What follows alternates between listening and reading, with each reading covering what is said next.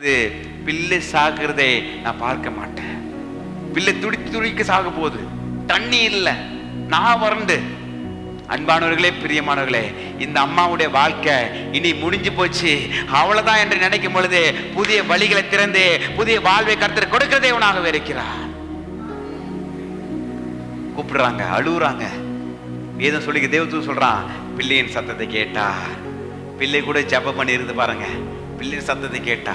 அன்பானவர்களே, பிரியமானவர்களே, கர்த்தரை நோக்கி கூப்பிடும் பொழுது உங்களுக்கு அறியாததும் உங்களுக்கு எட்டாததுமான பெரிய காரியங்களை, பெரிய ஜீவ ஊற்றுகளை, பெரிய ஆசீர்வாதத்தை, பெரிய பாதுகாப்பை கர்த்தர் உங்களுக்கு கொடுக்கும் பொழுது உங்களுடைய மனம் களி கூர்ந்து மகிழ்ந்து கர்த்தருக்கு நன்றி சொல்லோ.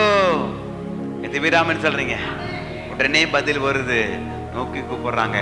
ஆண்டவர் சொல்றாரு, இவனும் ஆபிரகாம் வித்தா இருக்கிறானே, ஆபிரகாம் சந்ததியா இருக்கிறானே. அல்லேலூயா. இவனும் ஆபிரகாம் சந்ததியா இருக்கிறானே, இவனுடைய வித்து தானே இவனுக்கு வந்து இருக்குது.